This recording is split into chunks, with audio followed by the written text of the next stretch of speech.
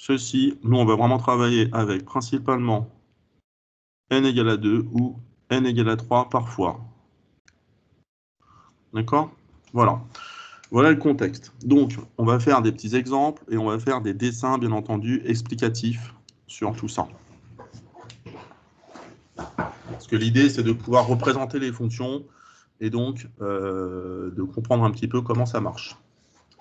Donc, exemple.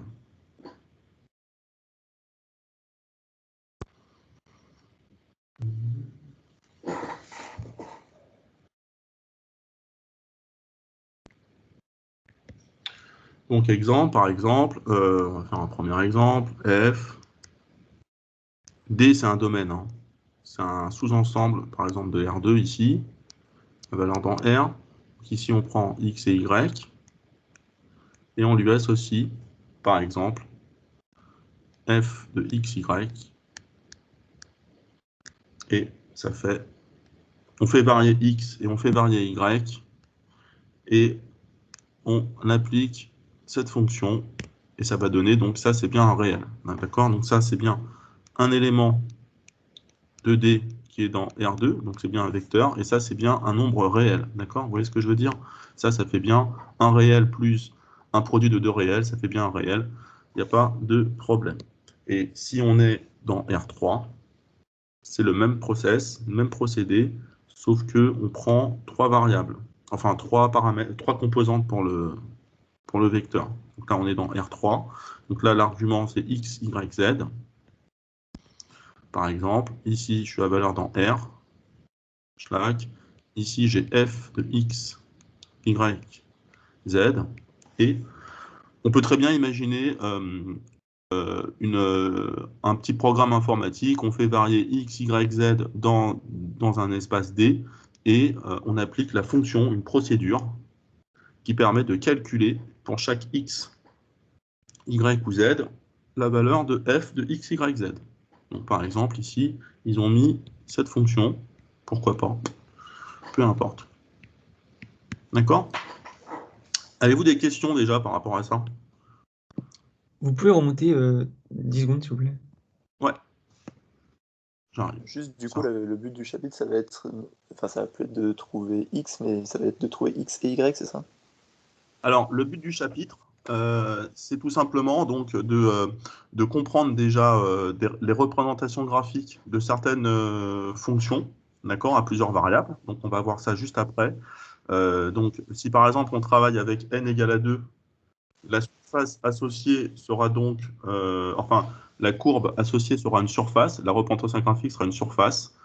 Si on travaille avec n égale à 3, ça sera quelque chose de difficilement représentable puisqu'on sera en 4D. D'accord? Donc, on va principalement représenter des fonctions à deux variables qui vont donner une surface. On va voir ça juste après. Il n'y a pas de souci. Et donc, le chapitre, c'est tout simplement d'introduire cette notion de fonction à plusieurs variables avec la notion de limite, la notion de continuité, la notion de différentiel, de différenciabilité. Donc, ça fait 4 notions importantes pour pouvoir faire ensuite derrière de l'analyse vectorielle, donc travailler avec les gradients, avec les rotationnels, avec les divergences, etc. Donc après, le but, c'est de faire de l'analyse vectorielle, et donc vous allez forcément trouver des liens avec ce que vous avez déjà fait en mécanique. Monsieur, Oui? pourquoi n égale 3, on serait en 4D et pas en 3D? Ah, tu vas voir. Alors, laisse-moi y arriver. Je vais en parler justement. Là, je l'ai dit oralement. Mais là, on va changer de page. On va passer à la page 27. Et je vais donc justement, les représentations graphiques, tu vas comprendre. D'accord? Donc, je vais expliquer ça juste maintenant. Donc, là, c'est juste des petites définitions pour vous dire la fonction, elle prend en paramètre un élément de R2 ou de R3. On lui associe un réel. D'accord? Donc, pour l'instant, imaginez juste une procédure qui permet de construire ça. Donc, c'est simplement à un vecteur, on associe un réel, en gros, avec la fonction f. Donc, on comprend bien, ça va faire des résultats, tout dépendant de la fonction en entrée. Et après, on va voir à quoi ça peut servir et comment représenter certaines fonctions. Donc, on va faire ça juste maintenant. Donc, représentation graphique. Allez, je rezoome un peu. Et si vous voulez me poser des questions, si je vais trop vite, je dézoome et comme ça, vous pourrez noter la suite. Donc, 2.2. Représentation graphique. Bon, toujours pareil, on a... Donc là, on y va, quoi. Hein.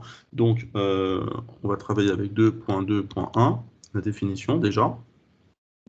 Donc, si vous avez f qui va de u, inclus dans R2, dans R. Donc là, toujours pareil, on a x et y,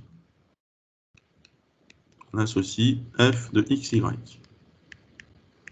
Eh bien, de ça, on définit la surface, on définit la surface associée à la fonction f par l'ensemble, c'est un triplet. Monsieur, votre écran, il s'est bloqué. Ah bon? Enfin, ah non, ça vient d'apparaître. Ok. Voilà, c'est peut-être parce que vous êtes nombreux à suivre. Bon, ça va là? Vous me le dites, hein, s'il y a le moindre souci, vous me dites et puis on trouve une solution. Donc f de x, y ici, avec un x et y appartenant à u. Donc, ce qu'il faut bien comprendre, c'est que ça, c'est appartient à D, donc c'est inclus dans R2, et ça, c'est dans R. Donc tout ça, finalement, ça appartient à D croisé avec R, qui est bien un sous-ensemble de R3. Donc ça fait bien un point en 3D, en fait. Hein. D'accord? Ça fait bien la surface est donc un point en 3D, avec X comme abscisse, Y comme ordonnée, et Z, c'est ça, défini par f de x, y, z. Toujours. Donc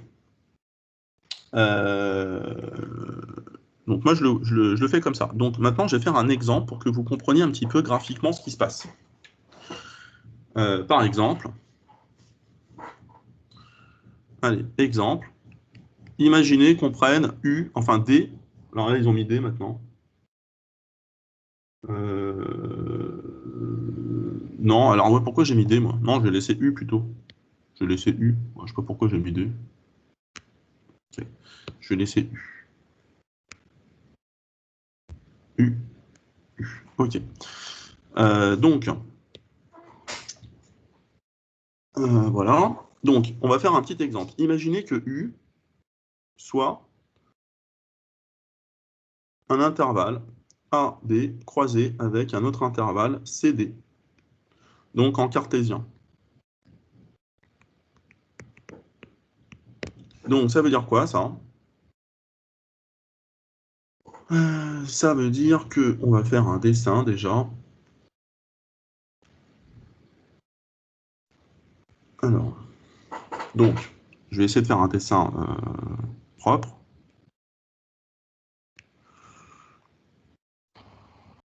Voilà. Ok, donc là, je mets X, Y, Z. Ensuite, je vais mettre une surface, peu importe la surface.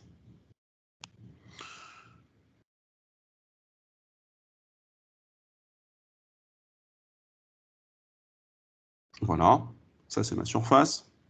C'est assez mal fait. Allez, je la refais.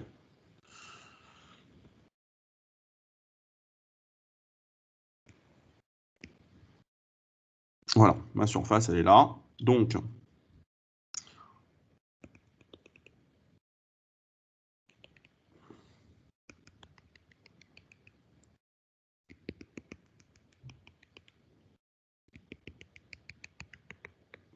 voilà, par exemple.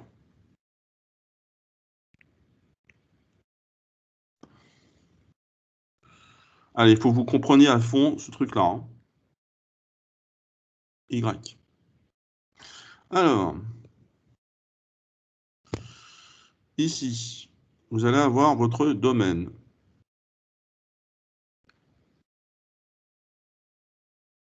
Voilà. Donc ici, vous allez avoir A, B, votre intervalle. Ici, vous allez avoir C. Et là, vous allez avoir D. Et donc, ce qui va se passer, c'est que pour chaque élément, on va mettre ici Je sais pas.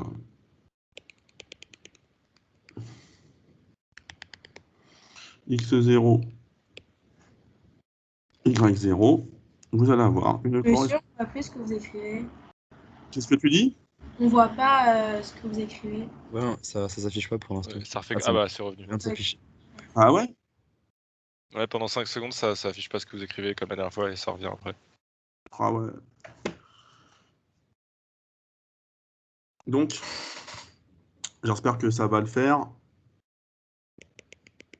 Ici, vous allez avoir donc, à cet endroit-là, F de X0, Y0, ici. Et là, ce point-là, c'est le point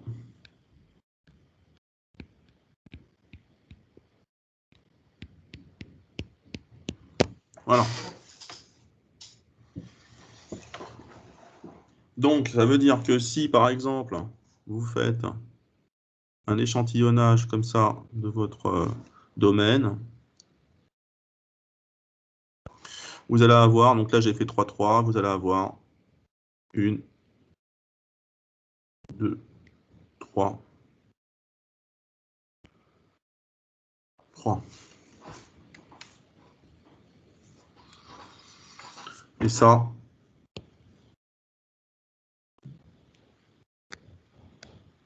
la surface associée à F. Est-ce que ça va, ça? Oui, c'est bon, c'est bon. N égale à 2. Premier exemple.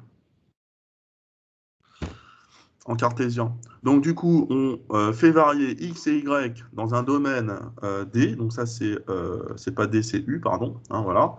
Ça, c'est U. C'est notre intervalle, enfin, c'est notre domaine de définition. U, il est bien inclus dans R2, puisque R2, ça serait le plan tout entier. On va dire que ça, c'est le plan. Voilà, tout ça. Allez, on va le mettre en plein. Ça, c'est R2, quoi, on va dire. R2. On a bien un domaine dans R2. Et du coup, on regarde toutes les valeurs f de x, y dans ce domaine, et ça vous fait votre surface SF. Donc, ça, c'est quand on est en cartésien. On peut aussi travailler en polaire, hein, c'est possible. Donc, je vais faire un dessin. Alors, ça dépend de la surface.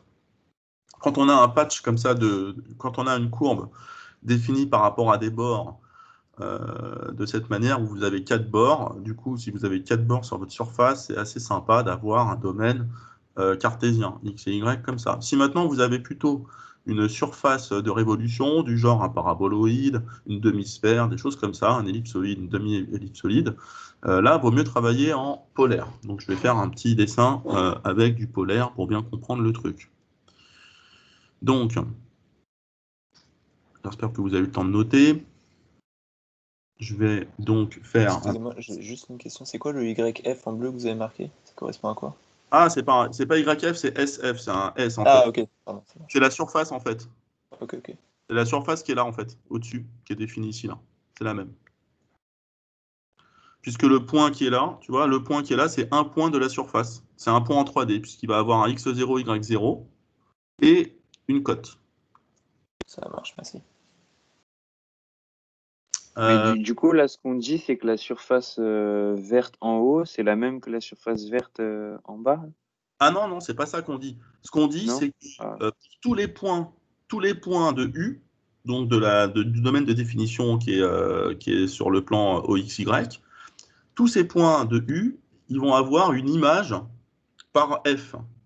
Donc oui, en fait, ce que tu peux imaginer, c'est comme si je disais, je prends U et je déforme U pour faire ma nappe. Mais c'est comme quand tu fais une fonction de R dans R. Quand tu fais une fonction de R dans R, c'est comme si tu disais, je prends X, je déforme le X, je le monte et ça me fait ma courbe. C'est le même principe. Ok. Merci. Par exemple, je vais faire un petit parallèle.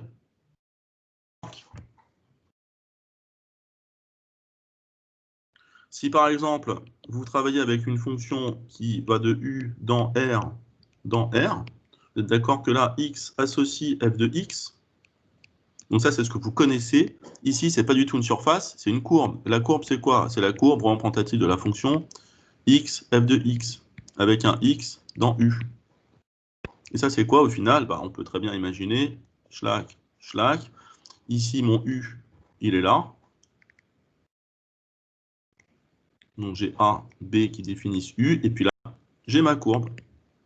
Sauf que là, je suis de R dans R. Que là, ici, je suis de R2 dans R. Là, c'est pour N égale à 1. Vous voyez ce que je veux dire? Et ça, c'est ma courbe associée à F. Ça, c'est ce que vous avez fait l'an dernier, ce que vous avez fait au bac. C'est clair, ça, ou pas? Là, vous avez X, ta, F de X. Enfin, là, Ouais. vous avez X0, Y0. Et Y0, quoi, qui est F de X0, quoi. Ok. Bien. Donc, pas de problème.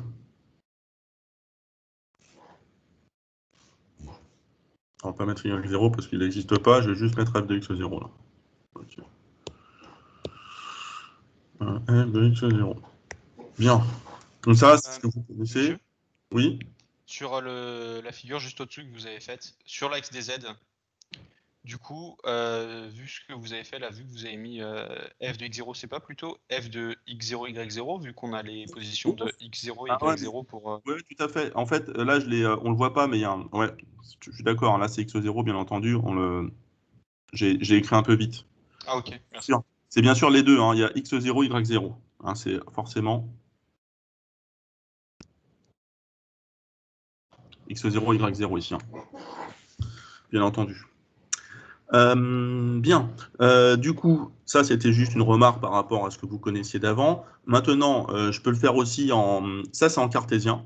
Hein, je fais la différence entre cartésien et polaire parce que c'est vraiment un truc super important. Vous allez voir quand vous ferez des changements de variables. Donc maintenant, je fais mon autre exemple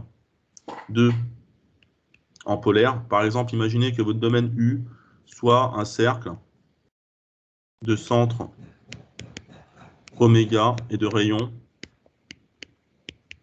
R. Donc ça, c'est un nouveau domaine sur lequel on va travailler. Donc du coup, ça veut dire que, par exemple, ici, j'ai toujours pareil ma représentation en 3D. Tac. Et donc, généralement, ceci est approprié pour des surfaces de révolution. Donc, du genre, tout ce qui est paraboloïde, et voilà, tout ce qui est surface de révolution. Donc, je vais en faire une comme ça. Donc ici, je fais paraboloïde orienté vers le bas. Et donc là, j'ai ma paraboloïde. Et en fait, ce qui va se passer, c'est que ici, je vais avoir mon domaine qui sera mon cercle U. Donc ici, j'ai oméga. Donc je vais avoir, par exemple, oméga 1, oméga 2, et là, j'ai mon rayon R. Et bien entendu, vous allez avoir tous les points de ce... Alors, c'est pas un cercle, ce qu'on va mettre, c'est qu'on va mettre disque plutôt, parce que bien sûr, c'est l'intérieur du cercle. Hein. Donc c'est disque plutôt. Disque de centre oméga et de rayon R. Du coup, tous vont donner la surface qui est là, quoi. Etc. Par exemple. Et donc là, vous avez la surface SF. Et donc toujours pareil, pour un point du disque, par exemple ce point-là, on va mettre ce point-là, quoi, par exemple. Eh bien, il va se retrouver ici, par exemple. Le point qui est là, tac, tac. Est-ce que c'est clair, ça ou pas? Donc, du coup, des fois, vous avez besoin de travailler en cartésien, en polaire. Il y a des changements de coordonnées qu'on va faire. Quand on fera les intégrales, il y aura de la jacobienne, il y aura des petits trucs à faire. Vous allez voir, il y a plein de notions théoriques dans le calcul qui vont nous être utiles pour la suite. Mais il faut quand même que vous compreniez un petit peu graphiquement les choses. D'accord? Donc, est-ce que c'est clair ou pas du tout, ce que je viens d'écrire là? Donc, ces deux exemples, c'est bon ou pas?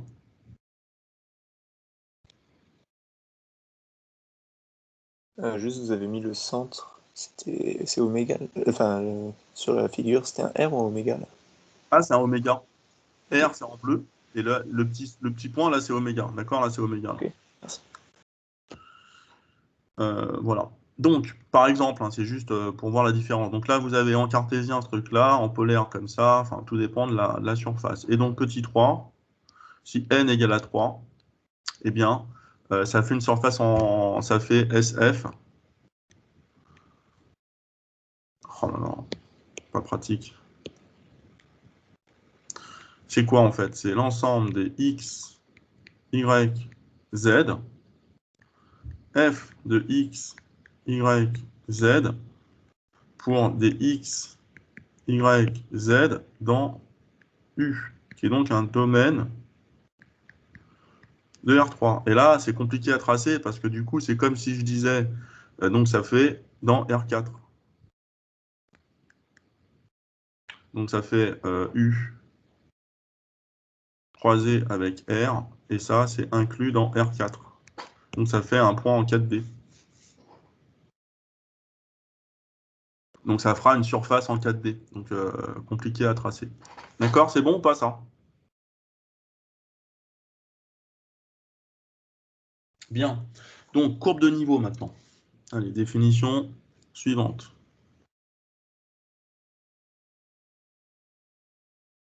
Bien. Allez, c'est parti. Allez, il faut qu'on enchaîne là, parce que on peut pas. Tac. Donc courbe de niveau. Donc définition. Donc toujours pareil. Donc là, on va travailler sur quelque chose qu'on peut représenter. Donc f qui va de U inclus dans R2 dans R.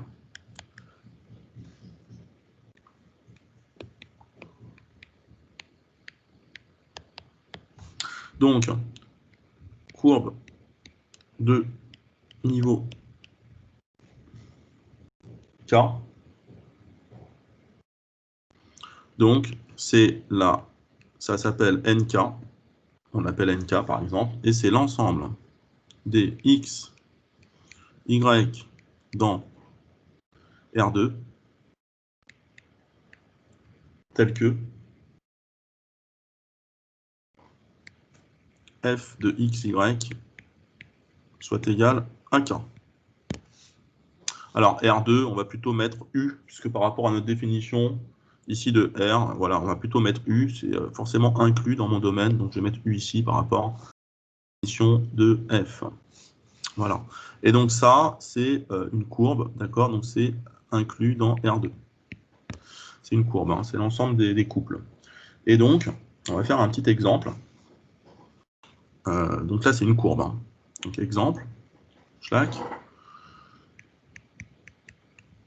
On va reprendre par exemple ce que j'ai dit tout à l'heure avec la paraboloïde. Ouais, bah justement, la paraboloïde, on va faire le petit exemple. On va faire l'exemple du cours, c'est très bien. Donc si f va de R2 dans R, qui a xy associe f de xy qui est égal à x carré plus y carré. Alors, x carré plus y carré, par exemple, déjà, on va tracer la chose.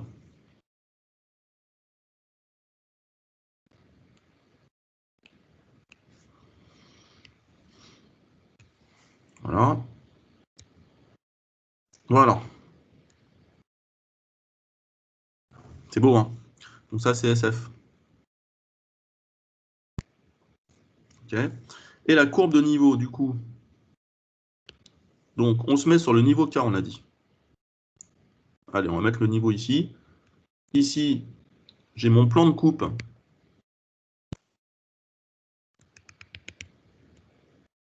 Voilà. Donc là, j'ai P. P, c'est mon plan de coupe Z égale à K. D'accord? Et je vais donc regarder le plan de coupe entre ma surface SF et mon plan Z égale à K. Parce que ça, c'est Z. Hein. Z égale à K, il est là.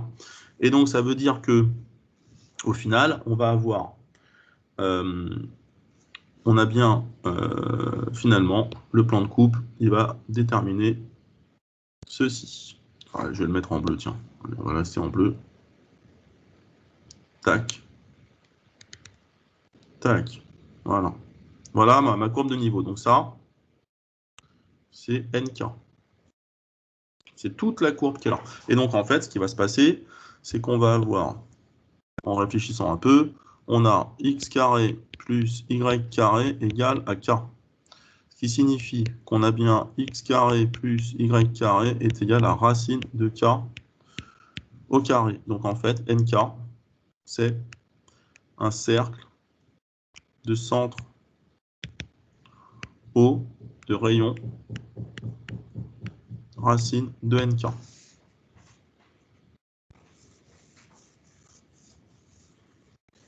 En fait, si je veux l'écrire en maths, ça me fait NK est égal à l'ensemble de X et Y de R2, tel que X carré plus Y carré est égal à racine de K au carré, bien sûr. Est-ce que c'est clair ou pas?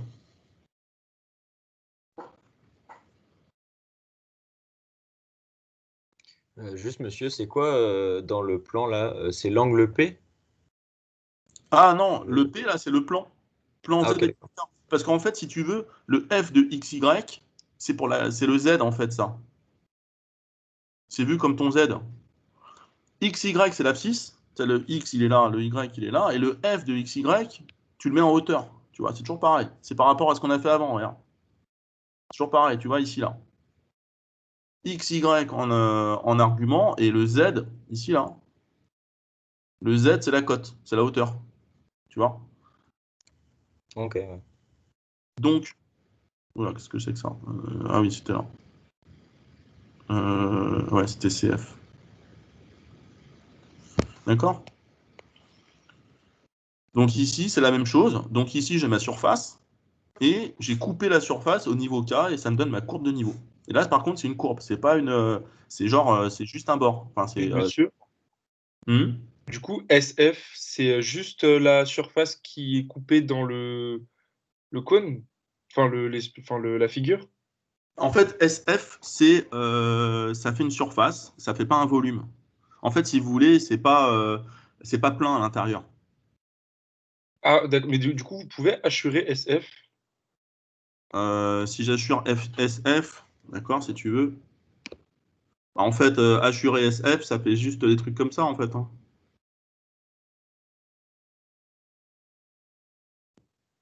Ah, d'accord. Et en fait, toi, ta courbe de niveau, c'est à ce niveau-là. C'est la coupe que tu fais avec le plan Z égale à K, tu vois. Mais ce que je veux dire, c'est que SF, c'est une surface, c'est pas un solide. Monsieur, je n'ai pas bien compris la définition de la courbe de niveau. Eh bien, est-ce que tu as compris ce que c'était une surface? Là, tu as compris ça ou pas? Oui, oui. Eh bien, Ouais. en fait, en gros, tu regardes les X et les Y qui font que ton F de XY soit égal à K. Donc, en gros, si tu as compris ce truc-là, tu es d'accord que ça appartient c'est un Z en fait. Hein. Ouais. Ça, c'est comme si c'était Z0. Et donc, ici, du coup, tu as Z0 qui est là. Et donc, le niveau Z0, eh bien, tu regardes pour Z0, pour le Z0, ici, tu regardes la coupe que tu as à cet endroit-là. Quoi. Ah, d'accord. Ok. D'accord? Ouais. On va pouvoir enchaîner. Merci. Alors, bon, ça, c'est vraiment la compréhension graphique, mais bien entendu, les exercices que vous allez avoir, ce ne sera pas des dessins, donc il faut bien que vous compreniez les techniques de calcul pour la suite. Donc, c'est clair pour tout le monde? Ça va, là? Il n'y a pas de souci majeur? D'accord. Donc, allez, on va faire un petit zoom, on va continuer là-bas, en dessous. Bien, alors, 2.2.2. Donc, ensemble de définition. Donc, finalement, oui, alors, ensemble de définition des deux F, ok, c'est le domaine, il n'y a pas de souci, ensemble de définition.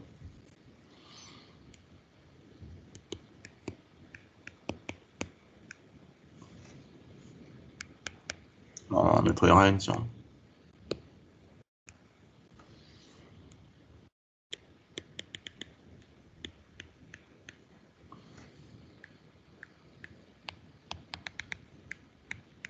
Voilà. Et donc, D2F, c'est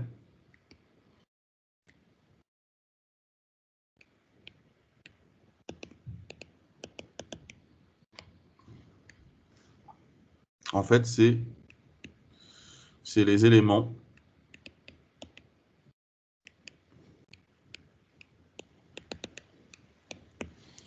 pour que f de x1 jusqu'à xn existe.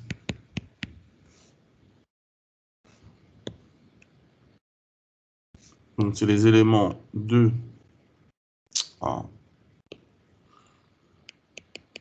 Rn pour que f de 1 existe. D'accord? Tout simplement, c'est exactement comme d'habitude, comme pour un domaine de définition classique. Donc, du coup, par exemple, si on prend f qui va de D, alors je reprends le truc du cours, hein, de R2 dans R. Si par exemple j'ai x, y, j'associe eh bien D de F, c'est R2 privé de 0, 0, bien sûr, puisque x carré plus y carré égale à 0, c'est pour x égale y égale à 0 qu'il y a un problème. Et ça peut se noter, bien sûr, R2 étoile. Alors, R2 étoile, franchement, on peut le noter comme ça, mais moi, je préfère l'écrire... Ah oui. Ah non, on l'écrit comme ça, ouais. Ils ont raison. C'est avec un R+, qu'on peut mettre en dessous. On l'écrit comme ça. Très bien. Donc, bien entendu, autre exemple.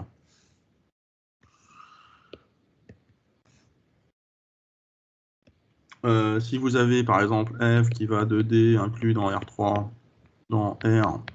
Alors là, je ne vais pas y mettre R3, alors que c'est plutôt R2. Hein. Ils sont plantés, bien sûr. Donc ici, on va mettre 2. Là, je prends X et Y. Schlack. Si je dis que c'est cosinus X carré Y sur X carré moins Y, donc on va regarder pour quelle valeur de X et de Y le quotient, enfin le dénominateur est nul. Donc si on fait l'identité remarquable, bien entendu, on a ça.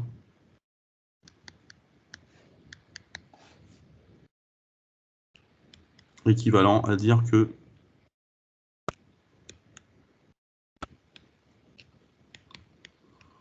bien. Donc ça signifie bien sûr que D de F, c'est l'ensemble des x, y appartenant à R2 tel que...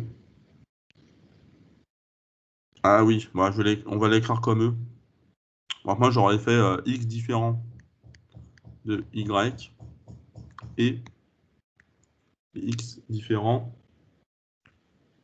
de moins y. Et c'est en fait la même chose que R2 privé de l'ensemble x et y appartenant à R2 tel que y égale à x ou y égale à moins x.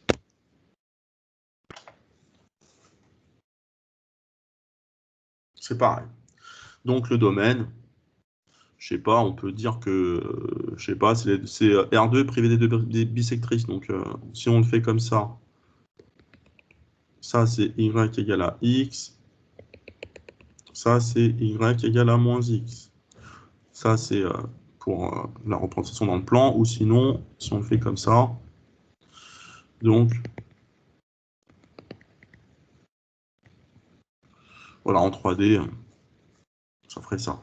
C'est pas très utile.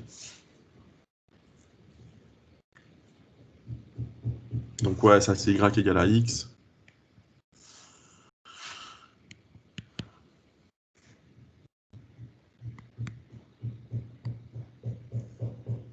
Donc ça fait des plans, quoi. Des plans de coupe. Je sais pas si vous voyez ce que je veux dire là.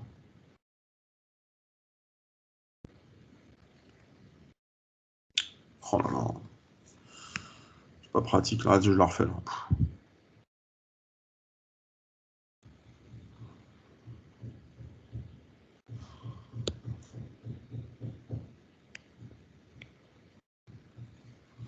Donc,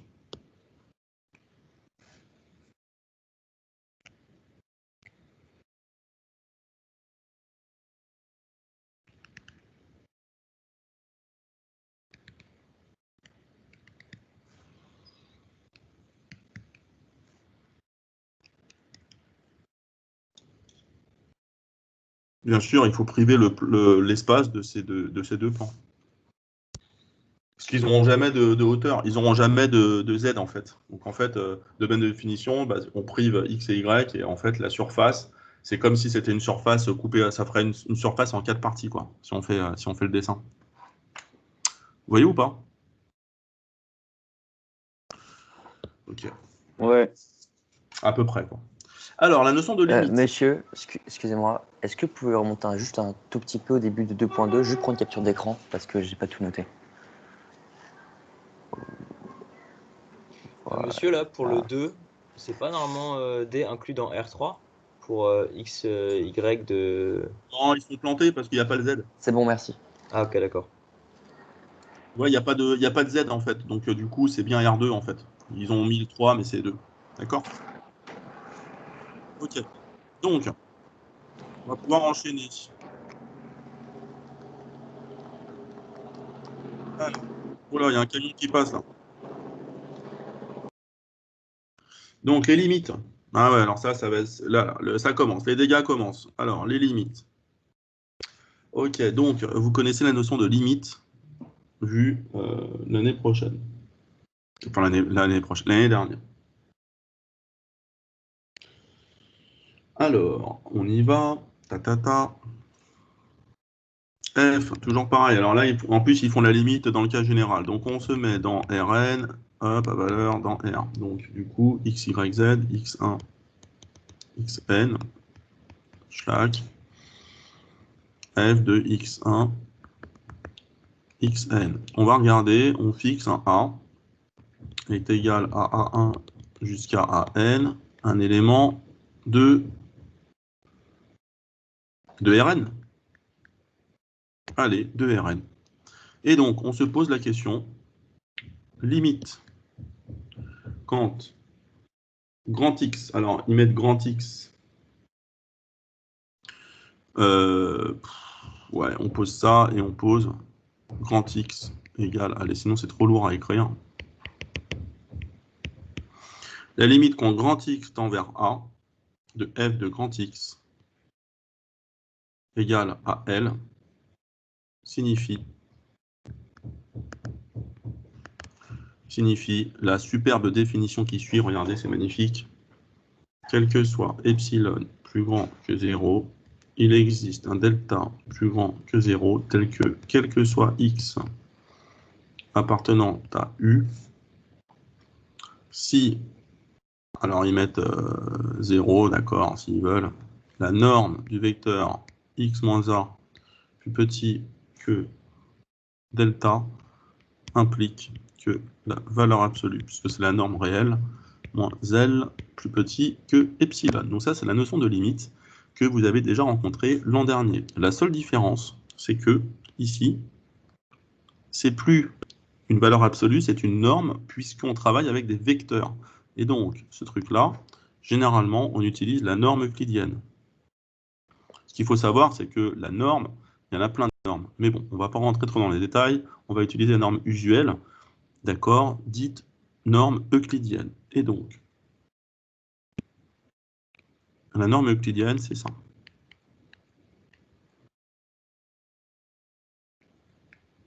Voilà. Donc, si la norme euclidienne du vecteur, donc ça, c'est le vecteur AX, hein, j'ai envie de dire, on ne va pas l'écrire, c'est la norme du vecteur AX, si vous voulez.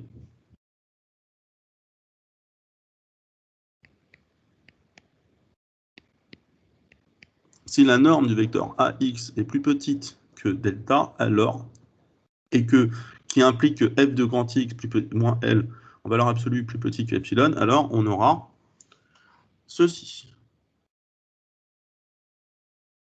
C'est la même chose.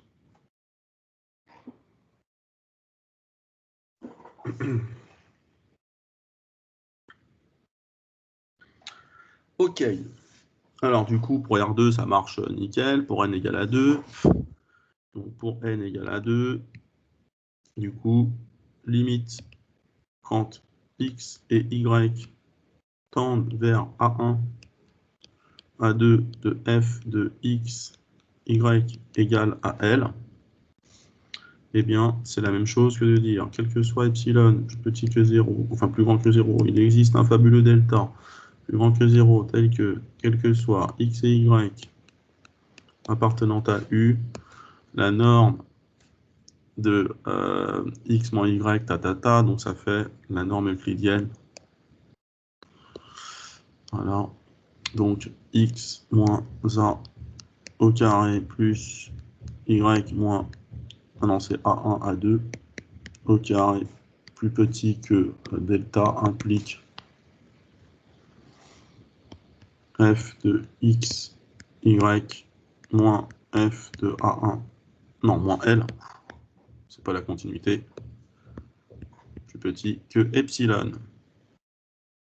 Je mets pas plus grand que 0 parce que c'est évident, c'est une racine carrée, c'est une norme. S'en fout en fait.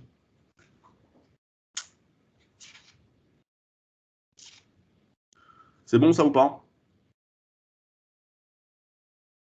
J'espère que ça vous plaît. Donc du coup, on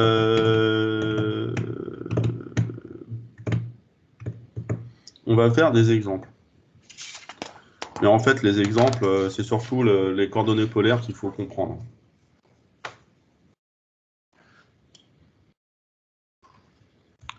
Is good or not? Ouais. Attendez juste une petite seconde, le temps de noter la dernière. Ça marche. Faut que le cerveau y suive là.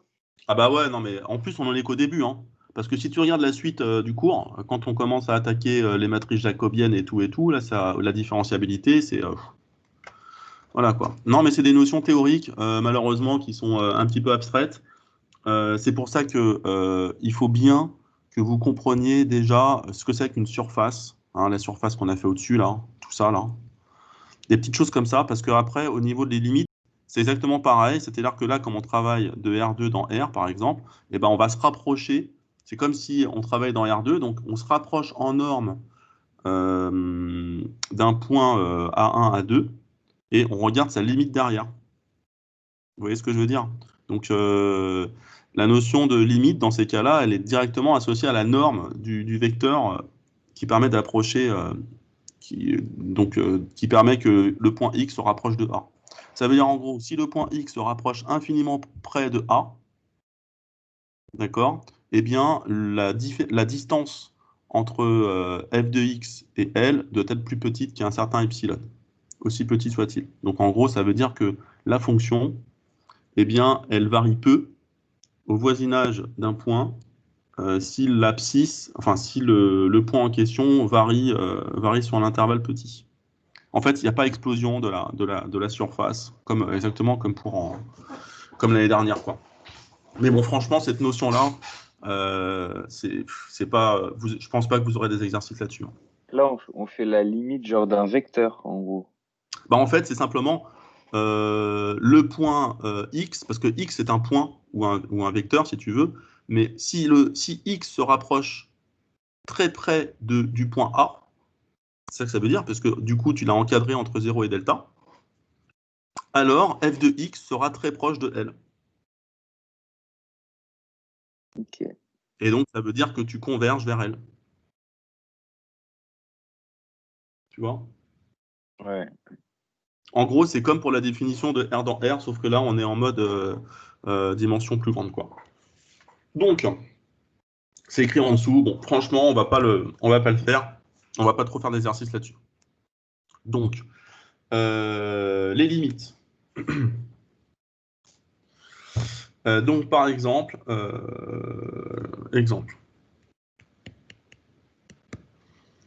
étudier la limite 2.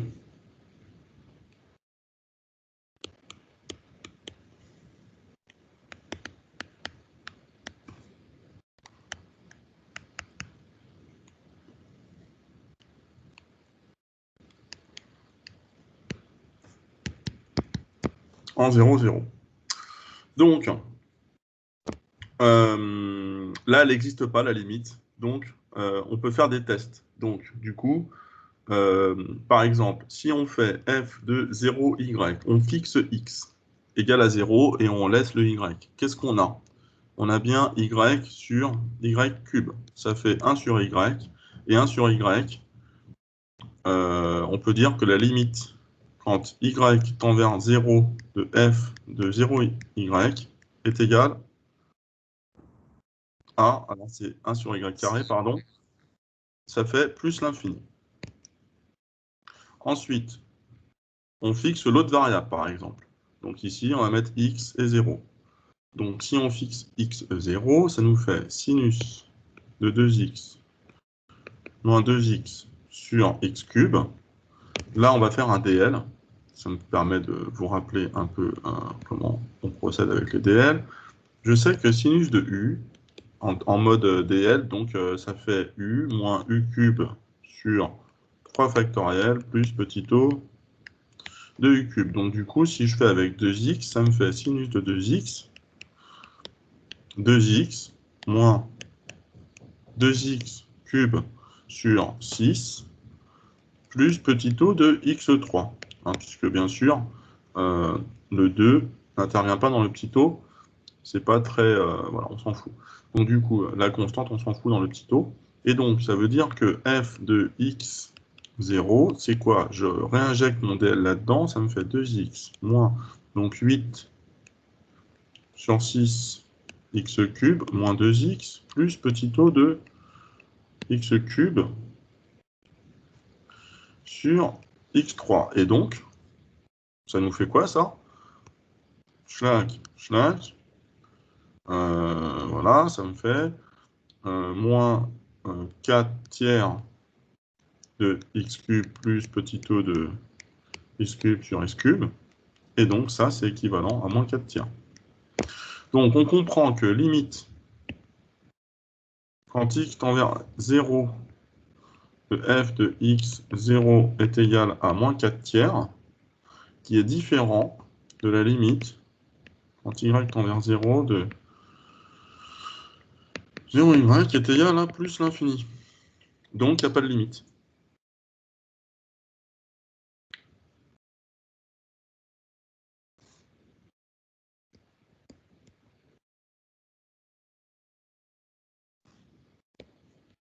Puisque l'unicité n'est pas respectée. Excusez-moi, vous pouvez remonter, j'ai pas fini de noter. Ouais. Carrément. N'existe pas. Puisque pas d'unicité.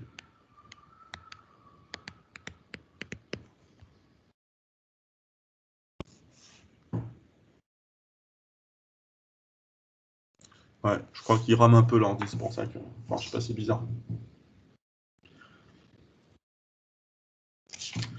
Donc, c'est une façon comme une autre de faire. Franchement, je suis pas trop fan de ces techniques. C'est pour réfuter la notion de limite. Et alors, du coup, ce que je vais faire, c'est que je vais faire, bien entendu, les cas généraux, c'est plus intéressant, puisque ça permet de bien comprendre. Allez, on enchaîne. Donc, pas de questions, là, ça va? J'espère que vous aimez bien le chapitre. Hein. Juste, monsieur, il y aurait eu une limite si, si f de x0 et f de 0y avaient eu la même limite, c'est ça? Non, malheureusement, non. En fait, si tu veux, là, ce qui se passe, c'est qu'on s'est mis sur des directions, tu vois, regarde. C'est pour ça que je ne suis pas fan de cette technique, c'est que, regarde.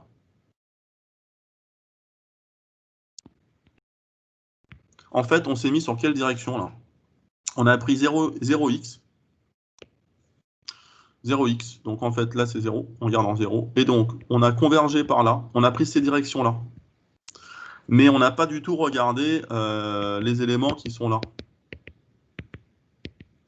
Donc du coup, à partir du moment où en prenant la direction 0x, 0y, on voit qu'il n'y a pas la même limite, eh bien du coup, on dit que ça ne marche pas. Par contre, si on avait eu le même résultat, genre si on avait trouvé limite de 0y quand y tend vers 0 égale à la limite de 0x, enfin f de 0x, enfin x0 pardon, quand x tend vers 0, si on a vu la même limite, on n'aurait rien pu faire. On n'aurait rien pu dire. On aurait dit, bah ouais, bah en fait ça marche, mais j'ai pas vérifié ce qui se passait à côté.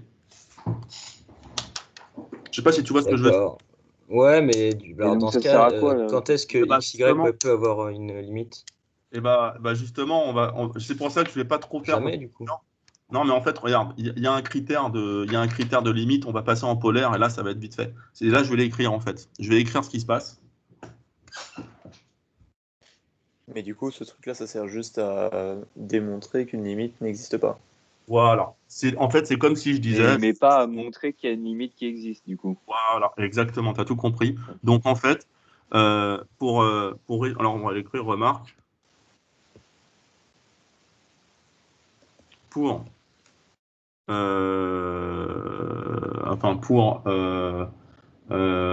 montrer qu'une fonction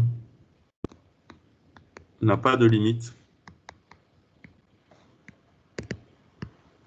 en 0, 0, on peut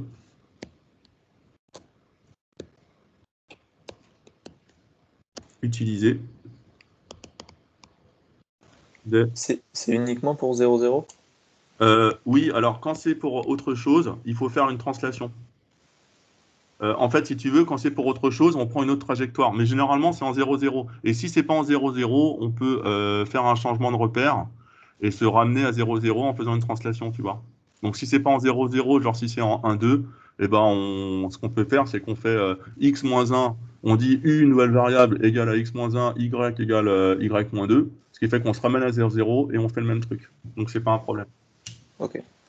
C'est comme pour TDL, en fait. Tu sais, quand tu te rappelles les DL l'année dernière, tu faisais tous les DL usuels en 0,0. Mais des fois, tu avais un DL à faire en un autre point. Et bah, du coup, on faisait un changement de variable. On disait, bah, en fait, je sais pas si tu te rappelles, on disait par exemple U, tu prends, si c'est en 1, 2 le DL, bah, tu dis U c'est X moins 1, Y, V c'est Y moins 2, et tac, tu fais ton DL en U et V en 0,0, tu vois. Ouais. Donc, c'est le même principe. Donc, si c'est pas en 0,0, tac, tu translates et tu te ramènes à 0,0 et tu refais le même truc.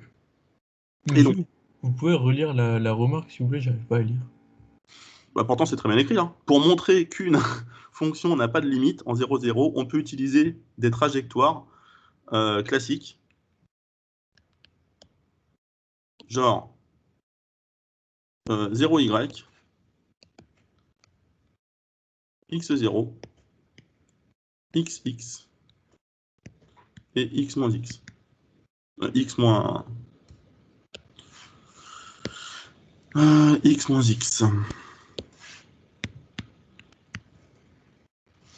Et vérifier que les limites sont différentes. Je sais pas, différentes.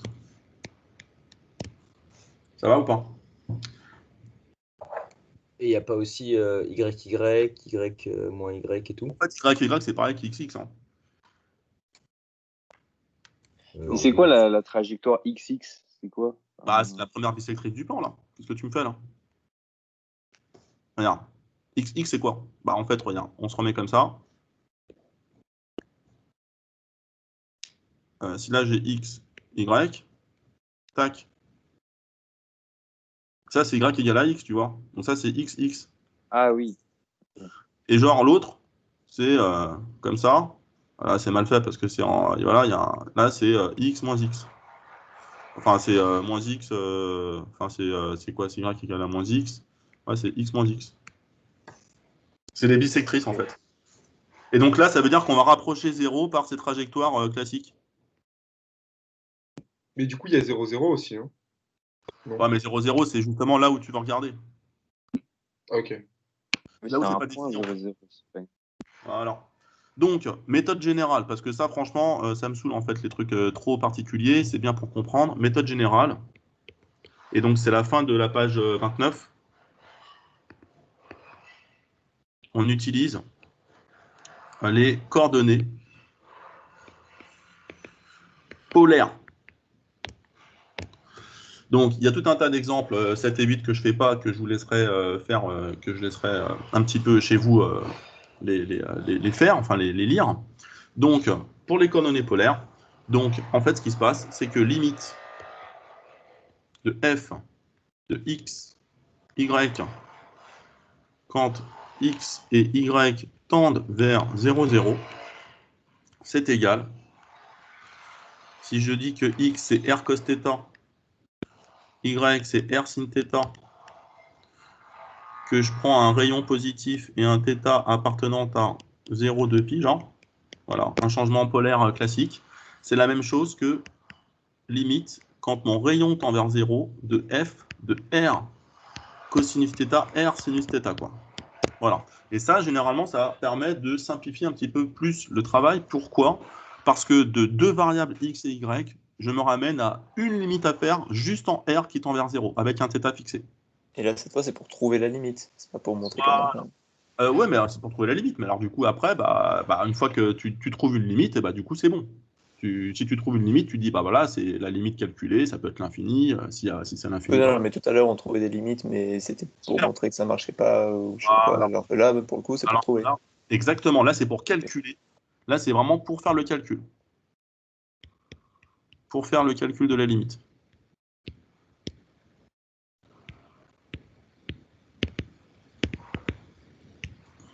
Voilà. Et en fait, comme on sait basculer du cartésien au polaire, du coup, tac, on peut faire le truc. C'est comme si, en fait, vous vous rappelez tout à l'heure les deux dessins de surface qu'on a fait, genre en cartésien et en polaire, et c'est comme si je faisais un changement de variable sur mon domaine, et du coup, je travaille avec des x et des y qui sont transformés en polaire. Et là, c'est le rayon qui tend vers 0. Du coup, on va faire un exemple. Alors, le rayon, je le prends toujours strictement positif, hein, d'accord, voilà. Dans le cours, ils mettent supérieur ou égal à 0. Bon, en fait, il n'est jamais nul, hein, puisqu'il tend vers 0, en fait. Donc, exemple. Allez, ça va commencer à le faire, moi, je suis sûr, là. J'ai confiance. Il faut avoir confiance un peu. Alors, x carré y sur... Là, vous allez voir, c'est magnifique.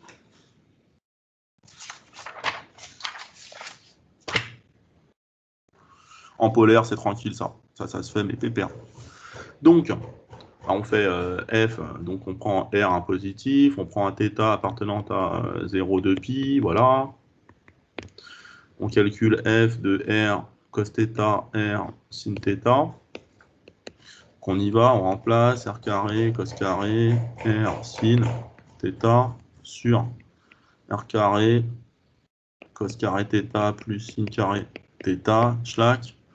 Et donc ça fait r cosinus carré θ sinus θ. Voilà, ça tend vers 0, tranquillement. Puisque r étant vers 0, ça c'est un réel.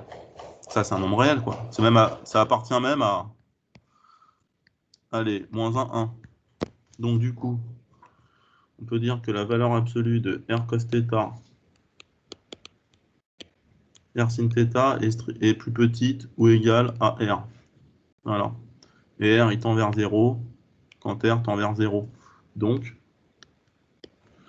limite quand r tend vers 0 de f r cos θ, r sin θ égale à 0. Voilà.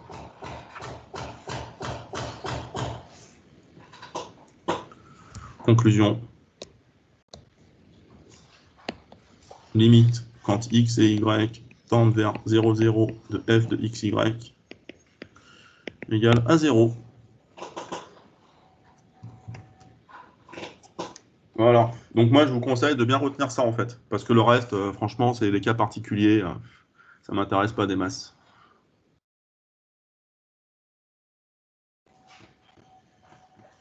J'ai pas compris la ligne valeur absolue f de r cos θ.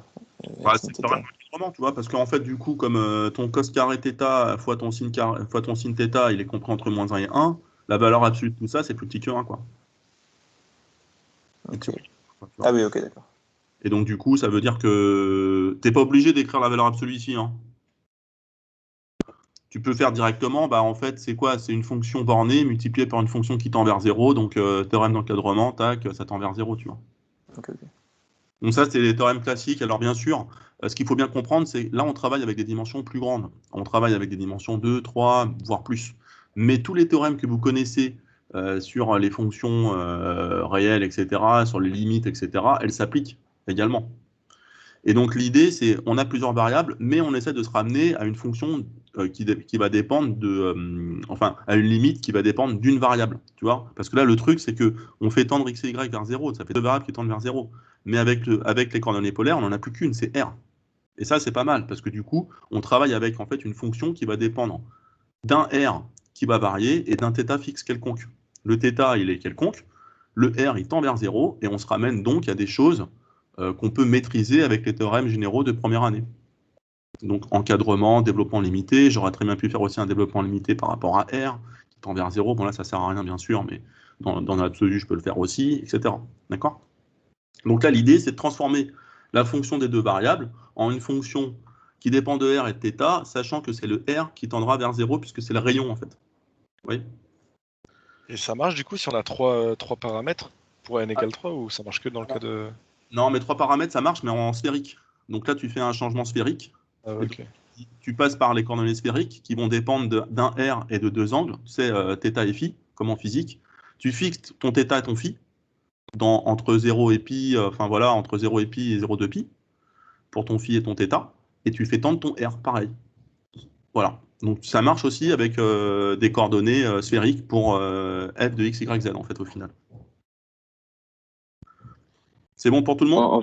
En fait, tout repose sur le fait que cos et sin, vu qu'ils sont bornés, on Voilà. peut les dégager, quoi. C'est ça. Et en fait, tout repose sur le fait que si tu arrives à transformer tes coordonnées cartésiennes en polaires ou en sphériques, finalement, tous tes points de R2 ou de R3 sont caractérisés par tes coordonnées polaires ou sphériques. Et ce qui se passe, c'est que ces points-là, s'ils tendent vers 0, c'est que dans les deux cas, aussi bien polaire que sphérique, c'est le rayon qui tend vers 0. Donc tu te ramènes à une fonction, finalement, à une limite que tu vas travailler avec le R qui tend vers 0 et les deux angles fixés, en fait. Ok. D'accord, c'est bon? Mais monsieur, Oui? comment vous savez que cos carré fois sin, c'est compris entre -1 et 1? Bah parce que sinus et cos, ils sont compris entre -1 et 1 tous les deux. Mais même le carré, il change rien? Ah bah non, ils changent rien, bien sûr. Ok, ok. Parce qu'en fait, tu sais, quand tu es compris entre -1 et 1, tu mets au carré, tu seras toujours entre -1 et 1. D'accord, ok. Et d'ailleurs, j'aurais pu mettre exclu, là. Hein. J'ai mis -1 et 1 inclus, mais au final, ici, c'est exclu. Et monsieur? Parce que, alors attends, juste je finis ma remarque. Pourquoi c'est exclu? Parce que si mon cos, il vaut 1, c'est que mon angle, il vaut 0 modulo, 0 modulo pi, puisque c'est cos carré, et 0 modulo pi, le sinus, il est nul. Donc, je ne pourrais jamais avoir 1. Mais bon, c'est un détail, on s'en fout. Je vais laisser compris entre -1 et 1 de manière générale. Mais là, dans l'absolu, ma fonction, ce truc-là, il est plus petit que 1. Ça me suffit, donc je l'écris. Alors, d'autres questions? Ouais, si j'ai pas trop compris l'étape avec la valeur absolue. Ouais, c'est juste que finalement, si la valeur absolue de la fonction tend vers 0, la fonction tend vers 0. J'ai mis la valeur absolue parce que si je mets la valeur absolue ici, tu sais, genre si je fais ça, comme ça, c'est égal à R fois, et ça, c'est plus petit que 1, quoi. Ah, ok. Merci. En gros, j'ai fait ça. Mais franchement, c'était pas nécessaire puisque c'est toujours pareil, une fonction bornée multipliée par une fonction qui tend vers 0, donc tac, on aurait pu le faire direct. Alors, tout ça pour dire que maintenant, on va donc il y aura des exemples à faire en TD, j'imagine. Vous verrez comment faire en TD, vous appliquerez tout ça. J'espère que vous avez bien compris le truc. Voilà, on passe en polaire et on travaille avec ça. Peut-être que vous ferez d'autres exemples en TD, pas de souci. Donc moi, je veux vraiment que vous compreniez cette méthode qui est la plus utilisée finalement quand on calcule les limites parce que vraiment, elle permet de conclure sur la limite que ça marche ou que ça marche pas. Donc, monsieur, yes. Comment on sait que R il est toujours supérieur ou égal à f de cos sinus? Qu'il est toujours, qu'il est toujours plus grand que ça. Supérieur ou égal. Bah Ouais. ouais, mais regarde, je l'ai écrit là.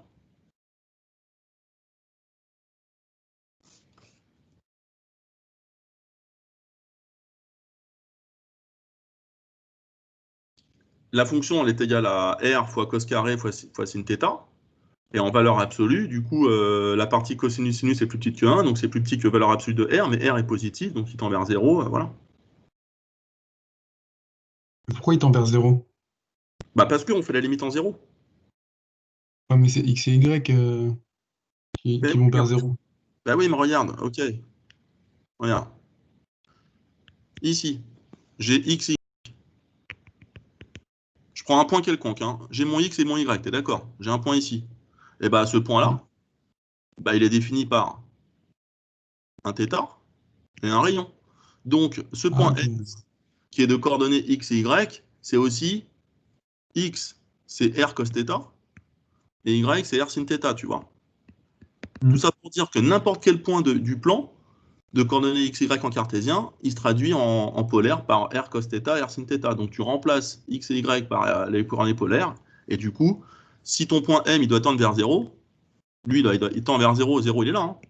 Bah, c'est que ton θ, on s'en fout, il reste θ fixe. Par contre, ton R, il tend vers 0. Ok. C'est bon? Ouais. Merci. Alors. Monsieur, oui. Est-ce que cette technique, elle marche aussi si on fait tendre X et Y vers, je sais pas, 1, par exemple? Oui, alors, vers tout à l'heure. que 0. Ouais, alors cette technique, elle marche aussi, sauf que du coup, si tu dois tendre vers 1, 1, tout simplement, tu feras X égale à 1 plus R cos θ et Y égale à 1 plus R sin θ, quoi. Ah, ok, il faut rajouter. Ok, ouais. Voilà, tu rajoutes le truc. On fera toujours tendre vers 0, mais vu qu'il y aura le plus 1, ça. Voilà, c'est ça, exactement. Ok. Après, c'est tout ce qui est paramétrage, en fait. Hein. C'est pour ça le truc du paramétrage qu'on a vu la toute première séance. Je ne sais pas si vous vous rappelez, on avait paramétrisé les cercles, les ellipses, des trucs comme ça. On avait fait de la 2D, j'avais passé du temps là-dessus. Très important. On paramétrise les ellipses et les domaines, et après ça, on fait tendre. Vous voyez ce que je veux dire? Donc, le centre plus R cos θ, les coordonnées du centre, R cos θ, R sin θ. D'accord? Mais R, c'est pas possible qu'il soit plus petit que F de R cos θ et R sin θ? Dans l'exemple suivant, non. On voit bien. Puisqu'il est multiplié, c'est R fois un truc compris entre moins et rien. Ok. Après, dans d'autres exemples, oui, hein. Mais ici, c'est pas le cas. Allez, on enchaîne. Continuité, du coup.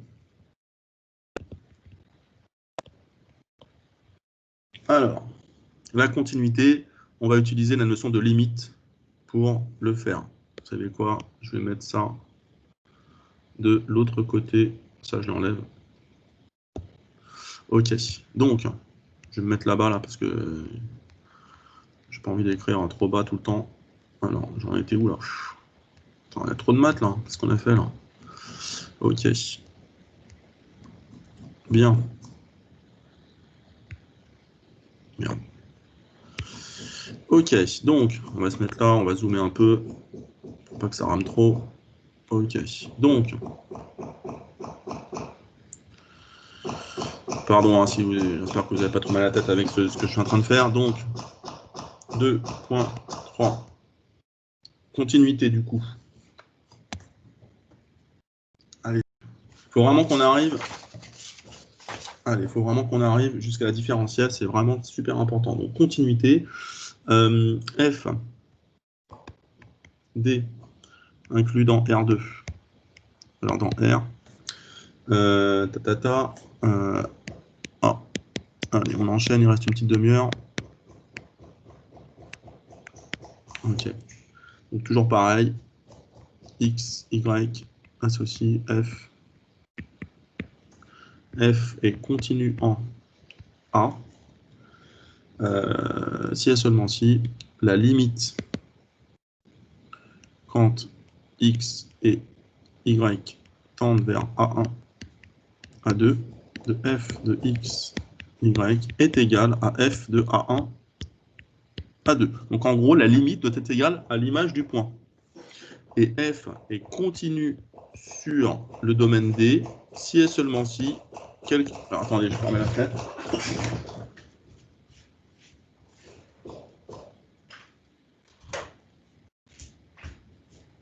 Ils sont en train de ravaler comme des malades, le bâtiment. Donc, si et seulement si, quel que soit X et Y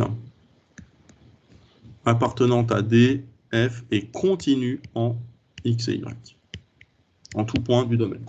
Donc, par exemple, ici, dans l'exemple 9,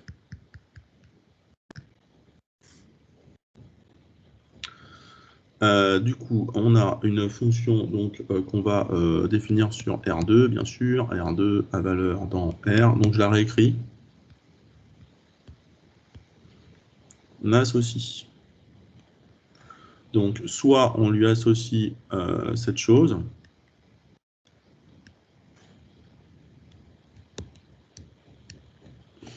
Ça veut dire quoi, juste, monsieur, le SV, là? F continue, dans D?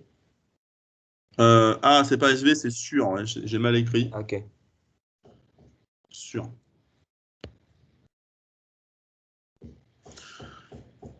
Là, c'est quand X et Y sont non nuls. Et là, on dit que ça vaut 0 si X et Y sont nuls. Bon, j'ai réécrit l'énoncé de cette manière, mais bien entendu, ça veut dire exactement la même chose.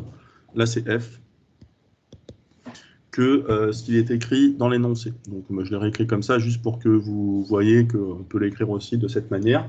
Donc, la continuité, donc du coup, les théorèmes généraux liés à la continuité, donc les théorèmes que vous connaissez. Attendez, je vais refermer.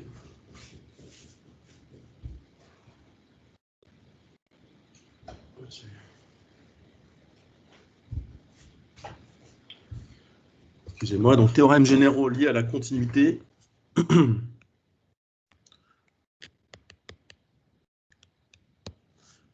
Permettent de dire que F est continu sur R carré privé de 0, 0, produit, somme de fonctions continues, d'accord? X carré plus Y carré, c'est un polynôme du second degré à deux variables, continu sur R.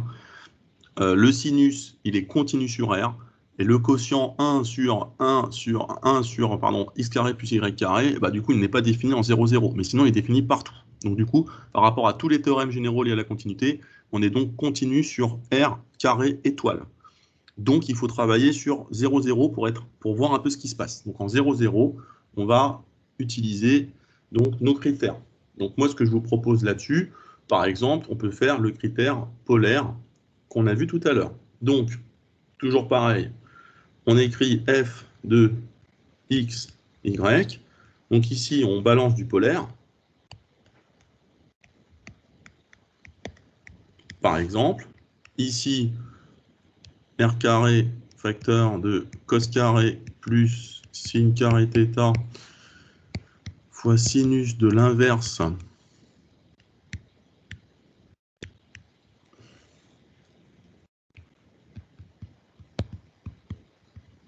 ok. Ce qui fait r carré sinus 1 sur r carré. Et ça, c'est plus petit ou égal à r carré, qui tend vers 0. Voilà, terminé. Quand r tend vers 0. Donc,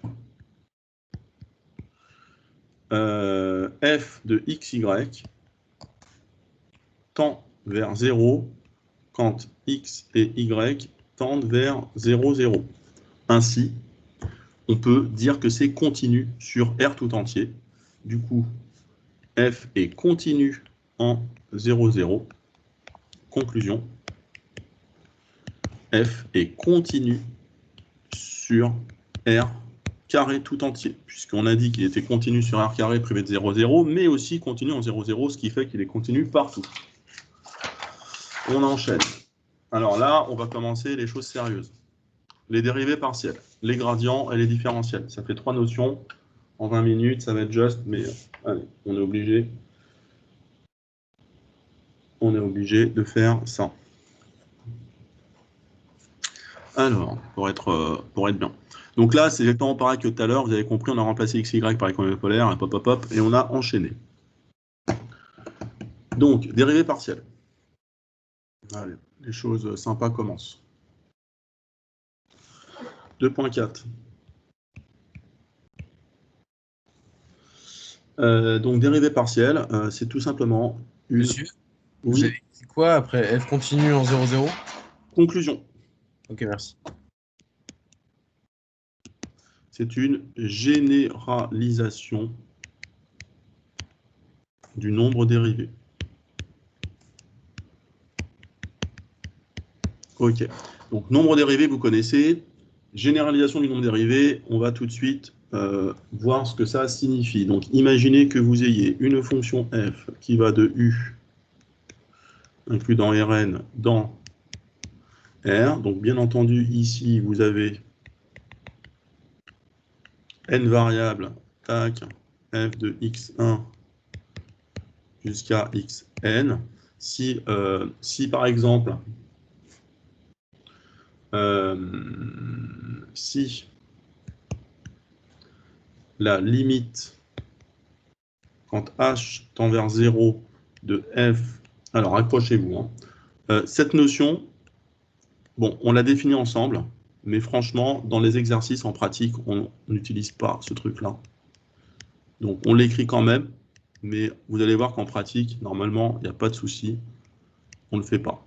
On utilise les théorèmes généraux de dérivation. Si ça, cette limite existe et finie, on dit que f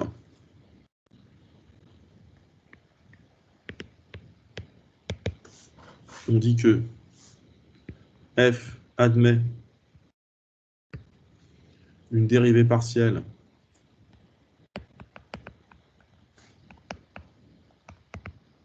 en A par rapport à xi, la position. Là, je suis en position i. Alors, ce n'est pas par rapport à xi. D'accord? Là, je suis en position i. Là, c'est la position. Et se note dérivée partielle de f par rapport à xi, la position de A. C'est donc la limite de tout ça, toute la chose.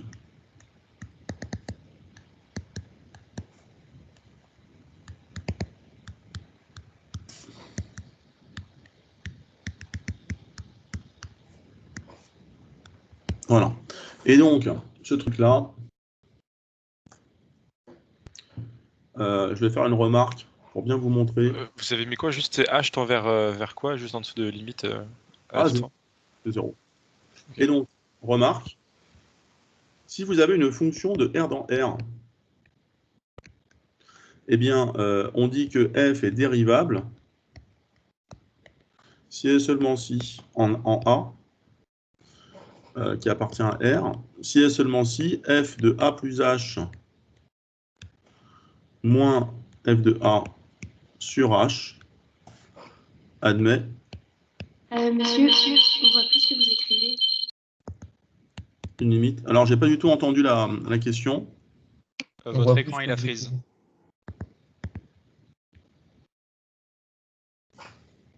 Mais c'est la connexion sans doute. Surtout, je pense, ouais, parce que là, franchement, ça faisait pas ça du tout à l'heure. Ça va mieux là? Non. Non. On est toujours bloqué. Essayez peut-être de changer de fenêtre. Ou... On en est à limite du H tend vers 0. Ouais, on n'a pas la grosse formule. Ah, c'est bon. C'est bon, c'est bon. Donc, là, j'ai fait une remarque, en fait, dérivable. Donc, voilà, c'est pour ça que c'est une généralisation, parce que quand on n'a qu'une seule variable, du coup, on fait f de a plus h moins f de a sur h. Et bien là, on fait la même chose, sauf qu'en fait, on ne peut dériver. Et donc, dans ce cas, si c'est le cas,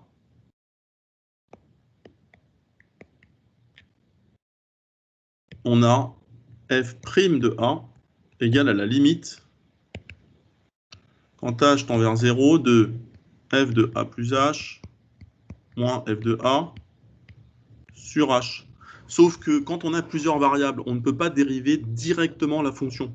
On ne peut dériver que partiellement la fonction par rapport à certaines variables. D'où la notion de dérivée partielle, dériver partiellement. D'accord? On dérive partiellement la fonction. On ne peut pas la dériver directement. D'accord? C'est ça le truc. Donc, quand on a différentes variables, on a ça. Donc après, vous avez pour n égale à 2, par exemple. Je reprends le cours parce que là, c'est très important.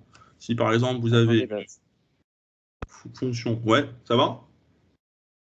Non, c'est juste que ça s'était arrêté encore, mais là, je crois que Ok, bah ouais, c'est un peu galère leur truc, là, j'avoue. Donc, si par exemple, j'ai ça comme ceci,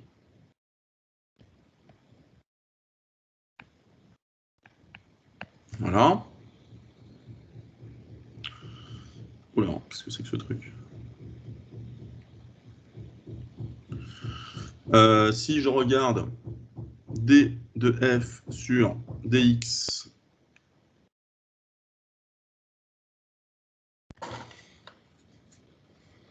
en x0, y0, c'est limite quand h tend vers 0 de f de x0 plus h y0 moins f de x0 y0 sur h. Et pareil, d de f sur d de y.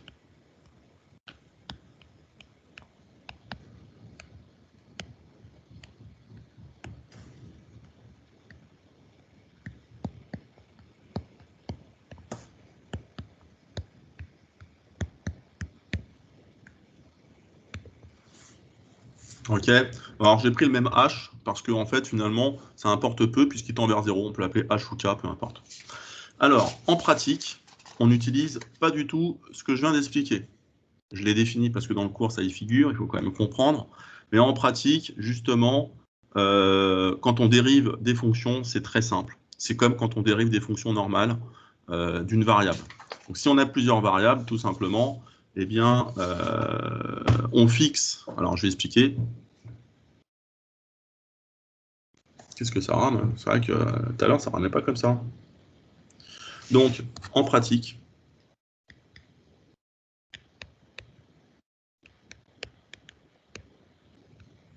donc, imaginez que vous ayez f de xy égale à la fonction qui est juste en dessous. Donc là, x cube moins 3x carré, y carré, plus y.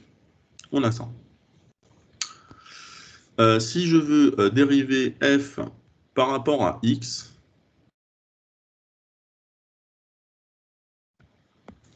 eh bien, ici, du coup, les y sont constants par rapport à x. Donc, c'est des constantes par rapport à x. Donc, quand je dérive f par rapport à x, et j'ai ces trucs-là, qu'est-ce que je vais faire? Mentalement, je fixe y et je dérive par rapport à x. Donc, tous les y sont des constantes, et je dérive par rapport à x. Donc, ça me fait quoi? Je dérive par rapport à x, ça me fait 3x carré, moins, je dérive par rapport à x, 6x y carré, et la dérivée de y par rapport à x, bah, c'est 0, puisqu'elle est constante par rapport à x. Voilà, tout simplement. Si maintenant, je veux calculer la dérivée partielle de f par rapport à y, comment je fais? Eh bien, là, cette fois-ci, c'est les x qui sont constants. X sont constants par rapport à y. Donc, quand je dérive par rapport à y, tout simplement, x cube, quand je dérive par rapport à y, il dégage, ça me fait moins 6x carré y plus 1, parce que je dérive y par rapport à lui-même. Je pense que ce truc-là, il n'y a pas de souci. Oui, partiellement dérivable, oui. On a dérivé x. Oh non. Pardon, Ouais, X, il est constant par rapport à Y. Voilà. Alors, partiellement dérivable. Alors ça, c'est en pratique. Disons que la notion de dérivée partielle qu'on a définie dans le cours juste avant, avec les h et tout ça, quand on l'applique sur les fonctions de plusieurs variables, on arrive exactement à ces formules-là.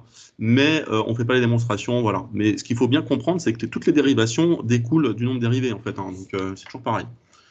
Et si on veut dériver genre totalement sur X et Y, on peut pas. Bah, en On est fait, obligé de faire. alors attention, si pour l'instant, dis-toi que la dérivée partielle, c'est juste par rapport aux variables séparément. Mais après, on fera les dérivées secondes. Et les dérivées secondes, tu pourras faire d'abord par rapport à X, puis par rapport à Y, et ainsi de suite. D'accord? Mais là, en fait, c'est des dérivées d'ordre 2. Mais quand tu fais les dérivées d'ordre 1, tu ne peux dériver que par rapport aux variables séparément. Et après, si tu fais des dérivées composées, tu composes plusieurs dérivations et tu dérives d'abord par rapport à X, puis par rapport à Y, etc. Tu vois? Ok. En fait, tu feras la dérivée partielle de la dérivée partielle. Tu vois? Mais ça, on en parlera la semaine prochaine de ça, quand on fera la jacobienne, enfin tout ce qu'il en suit. D'accord? Pour l'instant, dis-toi, dérivée partielle, c'est toujours par rapport aux variables séparément. Alors, Monsieur, j'ai pas compris pourquoi dans la première ligne, il n'y a pas le plus Y. bah parce que Y, il est constant par rapport à X. Ah, du coup, on l'enlève comme ça? Ah bah ouais, parce que Y, c'est une variable qui est indépendante de X, Ah, on le considère comme un chiffre, quoi. comme une constante, exactement. Ok. Donc, définition, f partiellement dérivable.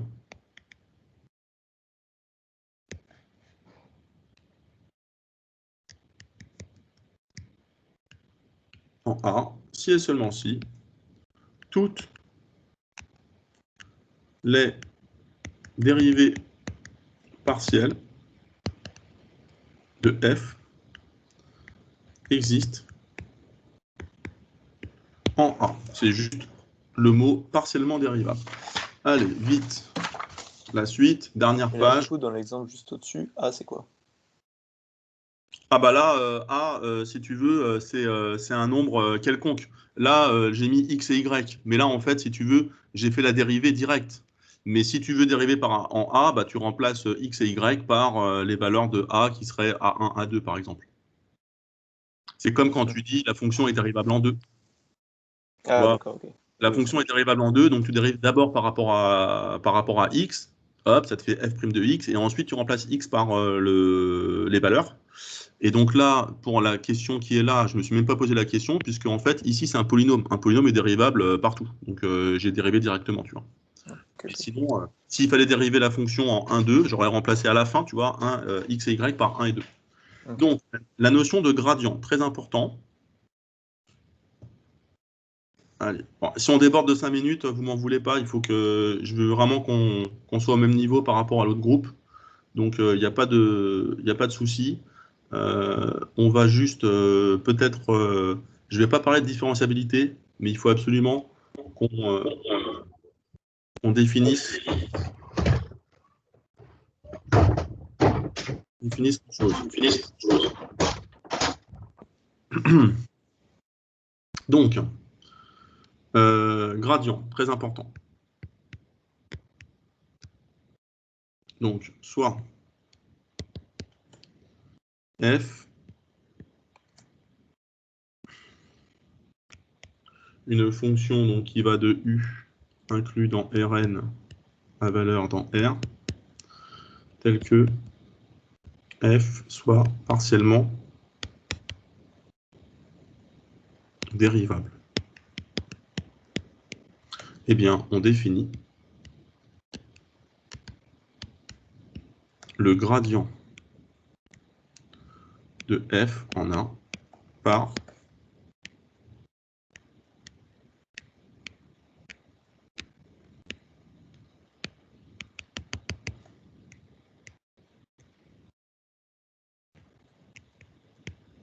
ça. Alors j'ai mis une petite flèche au-dessus pour dire que c'est un vecteur, d'accord? Donc c'est gradient, on l'écrit comme ça. Gradient de f en A. Donc, le gradient, c'est ce truc-là. Donc, du coup, je vais quand même vous expliquer dans le cas où n est égal à 2, par exemple, puisque c'est vraiment les cas qu'on va traiter. Imaginez que vous ayez donc une fonction qui va de u inclus dans R2 à valeur dans R. D'accord? Donc, toujours pareil. Cette fonction, on va la représenter. Je vais juste vous dire ce que c'est qu'un gradient. D'accord? Pour moi, c'est important quand même. Donc, imaginez que vous ayez, je ne sais pas, une fonction, une nappe qui fait un truc comme ça.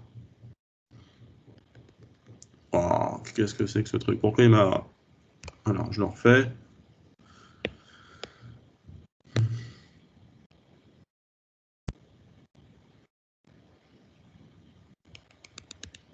Voilà. J'ai cru que c'était une espèce de... Alors, voilà. Donc, je me place par exemple sur ce point. Donc ici, je vais faire un plan tangent en ce point. Je l'appelle P, ce plan. P. Ici, je suis sur le point... Allez, je vais le mettre en noir. Enfin, en noir, on dit. Voilà. Donc, là, j'ai A1. Là, j'ai A2. A, c'est A1, A2. Et là, j'ai F de 1. Comme d'habitude. Hein. P. P, c'est le plan tangent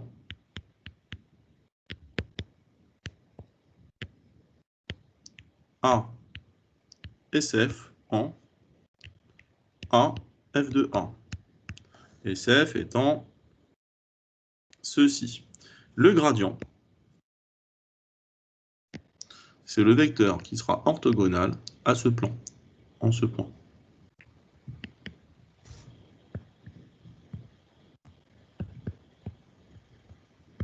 Voilà. Voilà, donc ça c'est important de comprendre. Donc le gradient vous donne la direction orthogonale par rapport à la surface, au point considéré. Donc, tout ça pour vous dire que si, par exemple, vous avez une demi-sphère, par exemple, hein,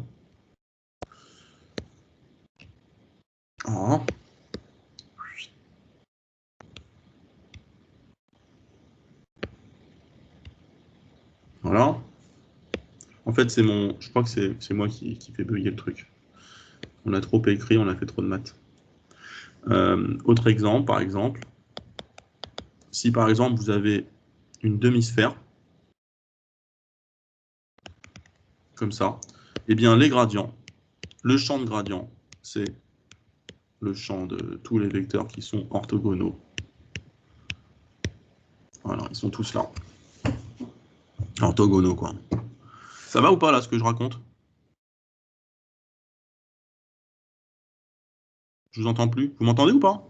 Oui, ça va. Ouais, je vous entends. C'est possible de remonter un peu, s'il vous plaît, monsieur? Parce que là, moi, j'ai pas trop eu le temps. Pas de souci. Ouais, voilà, nickel. Allez, je définis juste ce que c'est qu'une différentielle, comme ça vous pourrez faire des petits exercices là-dessus la semaine prochaine. Là, on a presque fini, hein. On est pratiquement au même niveau, c'est juste que, bon, comme je vous ai dit, je vais juste finir à 35, pour comme ça on a le même état d'avancement. Donc, on résume un petit peu, on a fait aujourd'hui donc tout ce qui est un petit peu définition des fonctions à plusieurs variables, les représentations graphiques, les surfaces, les gradients, la continuité, un petit peu les dérivées partielles. Donc on a vu un peu à quoi ça servait, même avec les gradients. Il nous reste à faire plein de choses, et ces choses sont très théoriques. Mais on va essayer d'apporter un sens à tout ça, à toute cette théorie, sachant qu'il y a certaines formules qu'on ne va même pas vérifier, genre la formule de Taylor à l'ordre 2, tout ça. Bon, on ne va pas le faire. Par contre, il y a quand même des choses importantes qu'on fera la prochaine fois. Donc, je fais juste la partie différentielle. La partie, genre, qu'est-ce que c'est qu'une différentielle? Donc, alors, la partie différentielle. qu'est-ce que c'est?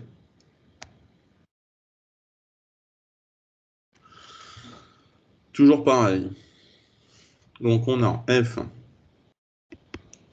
une fonction qui va de u inclus dans Rn dans R, qui a x1 jusqu'à xn associe f de x1 jusqu'à xn. La différentielle, du coup, d de f en A, c'est, d'après le cours, une fonction, alors après je vais faire un petit lien, qui va de U dans R, qui a H1 jusqu'à Hn associé. Alors cette définition, ça va vous sembler un peu bizarre, mais rassurez-vous, vous allez la comprendre si vous vous rappelez un peu de vos cours de méca.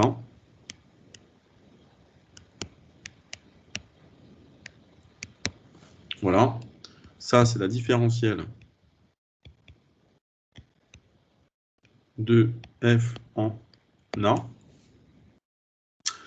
Et on note cette différentielle aussi. Comment la note-t-on? On la note comme ça. Gradient de f en A, scalaire dl. dl étant le petit accroissement de x, y, z. Donc en fait, ça fait... Ça, c'est ce que vous avez vu en méca, normalement, si je ne me trompe pas.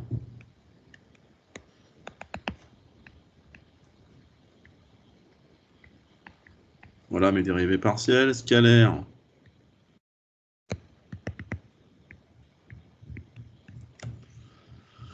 Ce qui fait la somme i allant de 1 à n des dérivées partielles, tac, dxi. Je vais faire un petit exemple là-dessus, avant que l'on ne fasse la différenciabilité, puisque ça c'est un gros morceau qu'on fera la prochaine fois. Par exemple, si je dis que ma fonction, en bas de la page 32, il y a un petit exemple, donc du coup je le récupère.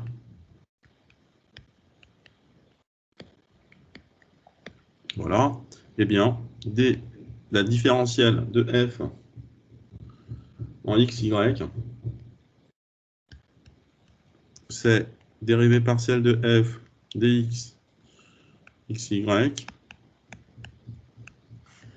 plus dérivée partielle de f rapport à y xy dy. Et bien,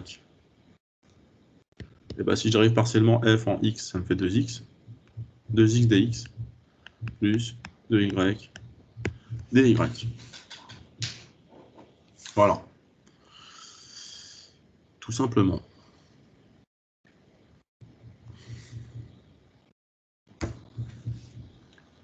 Est-ce que vous avez suivi un petit peu tout ça?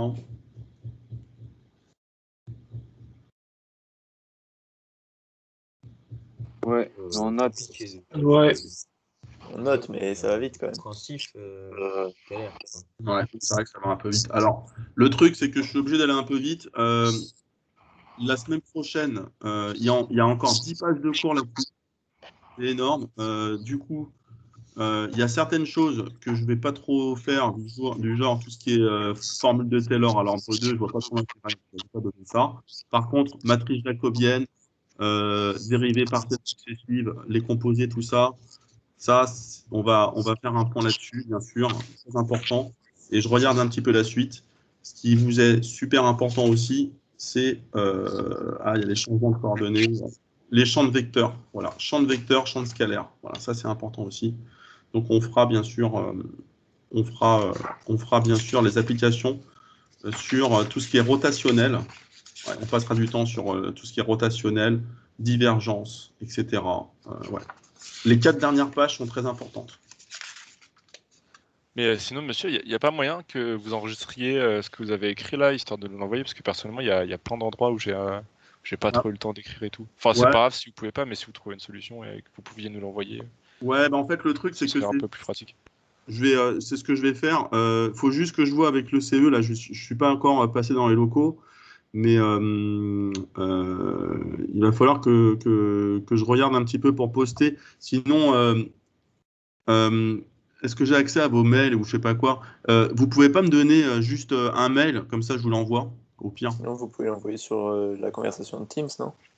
Ouais, je vais regarder, c'est ce que je vais faire. Je vais l'exporter. Ouais, je vais l'exporter et puis du coup, je vais vous donner le truc.